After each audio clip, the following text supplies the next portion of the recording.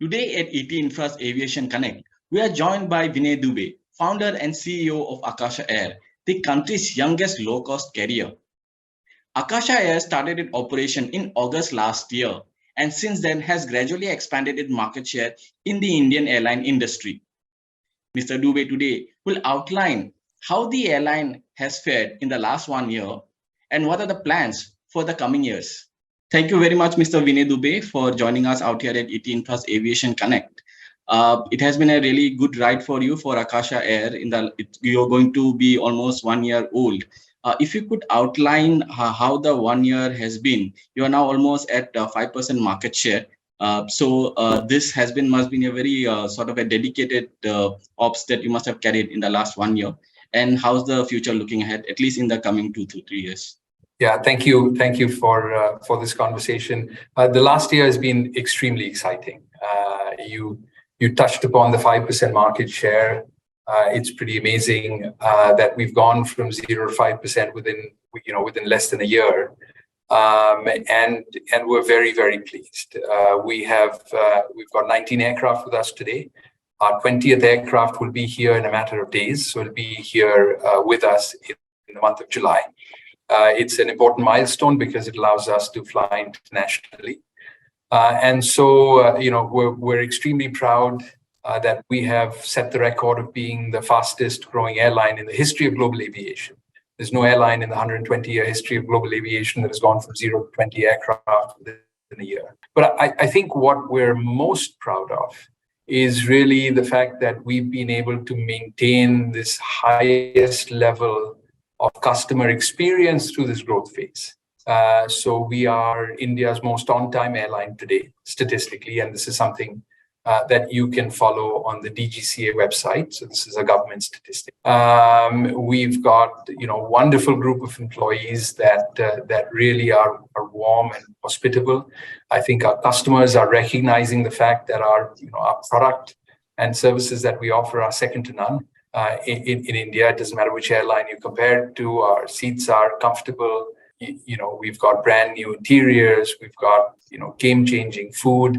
And so I think it's not just growth for the sake of growth in going from 0 to 20 aircraft, but I think it's the manner in which we've delivered the customer experience to go along with the growth is what we're very pleased. So very thankful to be in the position that we're in 1 year after the start of operation. Right. I mean, you have been very candid about it, that market share is not, chasing right now for Akasa Air, and how the customer experience really pans out in all the other parameters, how the airline functions. Those would be your prime focus. But one of the, in that particular aspect, what happens that when we have other KPIs and benchmarks, like on-time performance and other parameters. So these are very measurable parameters where you get to know how the business is faring. But when it comes to, let's say, the customer service that you talked about, and reviews have been good for Akasa Air, how do you ensure that the customer service that you have come up with, you maintain those standards, and how do you really sort of go on about a day-to-day sort of observance of that how they're panning? Yeah. So first, it starts with us as an airline deciding what is of strategic importance to us, right? And we have, got 3 strategies that are important to us. One is to have cost leadership. That's very important. So the second one is service excellence. And the third one is employee centricity. So first and foremost, if service excellence is really at the heart of what you want to do, you have to, identify it as a strategy. You have to talk about it every single day in every meeting with every employee group, because what you're eventually doing is creating a culture of service, right? So the first thing is really this, you got to make a commitment to this particular strategic tenet. And you got to repeat that commitment day in and day out. And then you got to make sure that every decision that you take is consistent with this strategic tenet, right? You also then have to measure the effect. We do that through various surveys that we take, some with customers, some, on our own. And then we have plans to address every single, reinforce the things that we're doing well. If we didn't do something well, we have meetings to make sure that we understand why we didn't do it well, and then make appropriate changes. But the main thing is it starts with this obsession for service, and everything else then filters through it, during the course of the year. You are now barely 1 year old, but this question I'm quite sure comes up from many quarters. Then how do you identify yourself? Somebody would like to sort of compare with Indigo, or somebody would like to say that are you going to in the future going to compete with Air India? But earlier in the year at Kappa India Summit, you did give an example of Alaska Air, how that airline has been profitable and has, although it's not the the heavyweights out there in the US market and the nearby regions, it still is doing quite well. So, give us a sense in terms of Akasha's growth path. Would it something that you would like to sort of emulate how Alaska Air has sort of done? Is that the idea going forward? Yeah, actually, yes and no. The Alaska Air example I give is for one very specific point. And that one very specific point is to say, you don't have to be the largest or the second largest carrier in a country to make money and have good, happy customers and employees. That's really the one specific example that I bring up Alaska Airlines for. But it doesn't mean we want to fashion ourselves after Alaska Airlines. We believe that our service ethos is going to be second to none. And we believe that our cost structure is going to be leading. So we think we can offer the most affordable fares, really with the best consumer experience in India, period. And so we're taking a bit from Alaska, we're taking a bit from this airline, taking a bit from this airline, but eventually it's going to all be delivered in the Akasa way, with our flight attendants, with our airport employees, with our pilots, with our engineers, with our food in our aircraft, and we will have a character of our own. And so, as you look at our growth, we aren't comparing ourselves with any carrier here in India, because we want to stand apart. That's really the aim, and stand apart in terms of the consumer experience. And we think that's going to be an important driver of our growth. You have very, diligently laid focus on the customer experience, and I've outlined that in this conversation so far. One of the things I wanted to know in terms of, your services going forward, premium economy is something in the Indian airline industry in a very nascent stage, but it's something that has seen uptake from the passengers, the customers. Going forward, will you say that Akasa Air would look at bringing in premium economy services if you see that there will be attraction? To be very honest, at this point in time, we are a single class airline. But at this point in time, I would put up our single class of economy experience against any other, including any other premium economy or premium anything. We think we've got best-in-class legrooms. We think the seats that we offer, with the extra inch of foam, are actually as good, if not better, than anything out there. We think our planes are brand new. We've had a little bit of issue in terms of rolling out our USBs, so we can't talk about the consistency of USBs today, but as a result of supply chain issues, those supply chain issues are fixing, and we're starting to roll out more aircraft with USB ports, brand new aircraft with reduced noise, better air pressure, the quality of air being fantastic. So we believe that the Akasa product that we offer, the services and the warmth and the food, is as good as any. So at this point in time, that's what we're focused on, with no particular thought in terms of how that might change in the future. Right. I would like to come to your fleet expansion. The Paris Air Show just recently got over. It seems that you have been a little bit conservative with the additional order of 4 aircraft. Is there been any particular reason for that, or there is a very sort of a gradual strategy now you're adopting from the initial 72 plus the 4 that you have? Yeah, actually, thank you for asking the question. I just wanted to make sure that people don't misunderstand the 4, because earlier I said we're going to place a 3-digit order. The 3 digits, I just want to make sure in no way imply the digits on my fingers. I didn't mean 1 digit, 2 digit, 3 digits over here. By 3 digits, I actually meant 3 numerical digits, so something above 100. So I don't think people ought to mistake the 4 aircraft that we ordered as in any way superseding our intent to order 100 plus aircraft. That is still on track, and that is still coming between now and the end of the year. Right. So when is that additional order, as in when you place it, when can we expect it? Before the end of this year. Sure. I don't have any more specific guidance that I can provide before the end of this calendar year. Right. You started with a focus on the non-metro routes. Now that the sector has really opened up post the pandemic, what's your take? Are non-metro routes are still going to be a focus area, or the metro to metro routes, which are still the sought after routes out there in this country, will the focus be on those as well? Our focus remains unchanged. We still, as we said earlier, are focused on the metro to the non-metro routes, the metro to the tier 1 and tier 2 cities. Just to be clear, it's not just the non-metro routes, but it's the metro, the tier 1 and tier 2 cities. We also said at the time we were providing that explanation of our network strategy that this kind of strategy by definition will involve some metro to metro flying as well. So I've been asked this question, you've gone from 1 Mumbai Delhi to 3 Mumbai Delhis. Is that a change in strategy? And I say, look, wait a minute, we've added a Mumbai Guwahati, we've added a Delhi Pune, we've put in 1 extra flight from Mumbai to Lucknow, 1 extra flight from Mumbai to Varanasi. So we are, people shouldn't be focused on the fact that we've only added 2 additional flights between Mumbai and Delhi, because we've continued down this path of adding, metro to non-metro flying as well. So no change in our network structure. We serve 16 cities in India, and we look forward to actually serving many more as our aircraft keep coming in. But what's your take on the non-metro to non-metro routes? Because one of the revelations during the pandemic of the 2.5 years has been that the non-metro areas has been also doing quite well. And so going forward, and those are the key focus areas in the airline and the aviation industry out there country.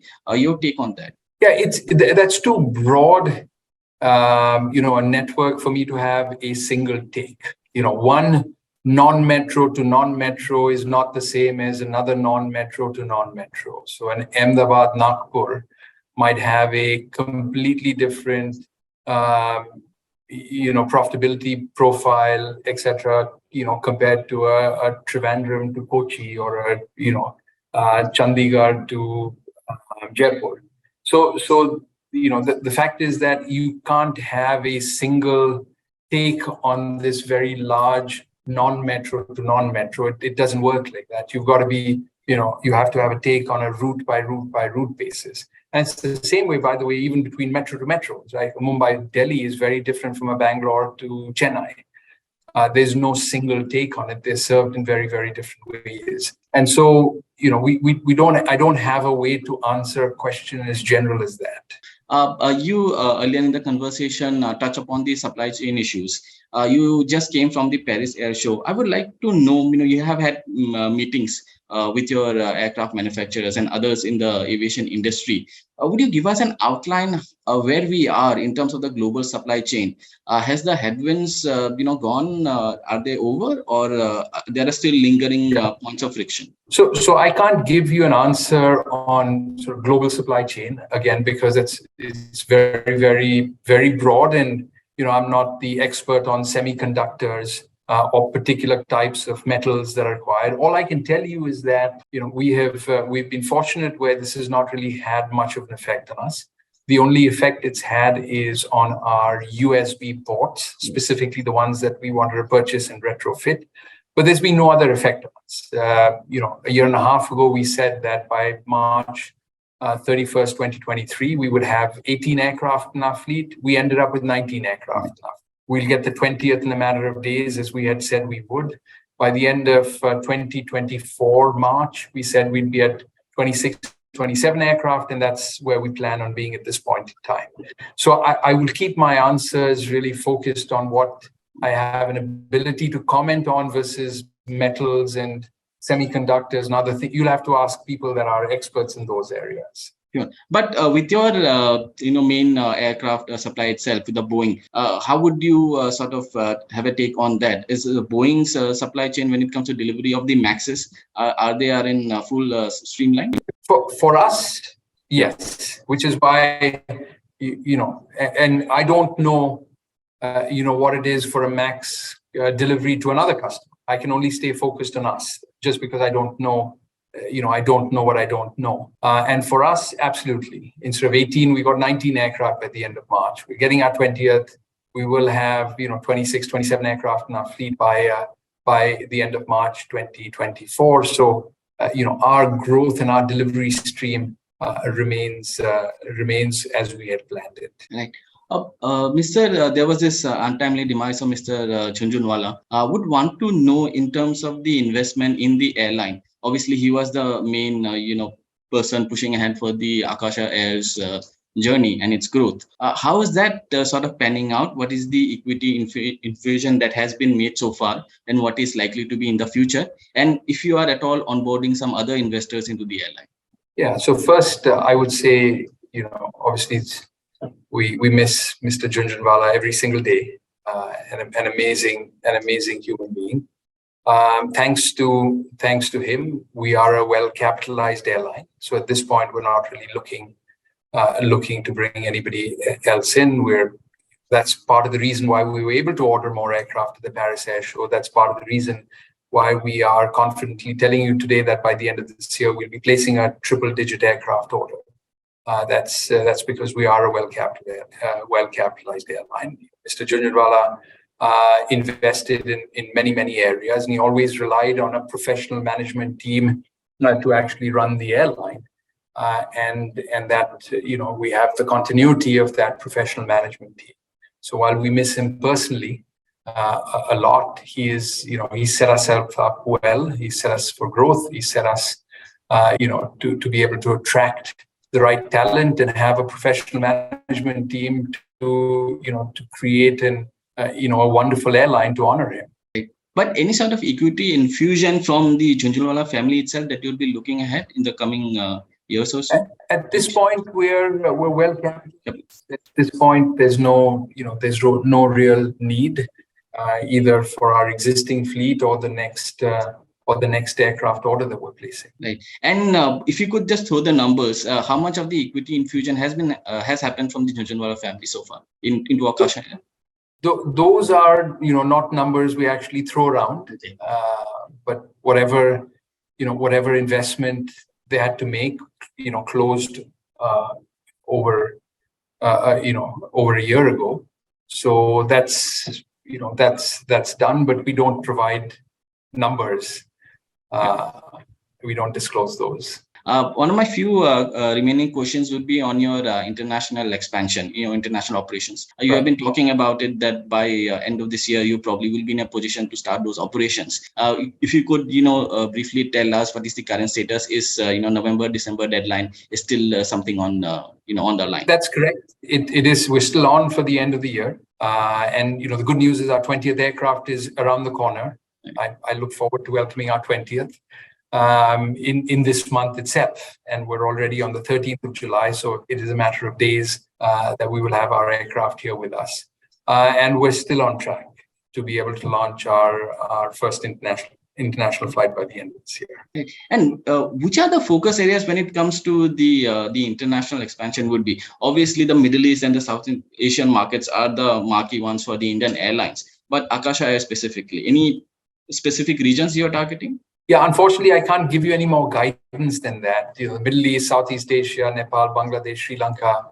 This is within the obvious radius of the MAX aircraft. And by the way, the MAX aircraft has one of the biggest radiuses out there for a aircraft in its category. So we think we have more capability than most. But at this point in time, without getting the appropriate government permission, in terms of availability for a particular bilateral route, we're not able to give any more guidance because we don't know ourselves. So we're in discussion, and the minute we get the appropriate go ahead for a particular destination, we'd be more than happy to tell people. It's better for us that people know where we're flying as early as possible, so they can start making plans on Akasa.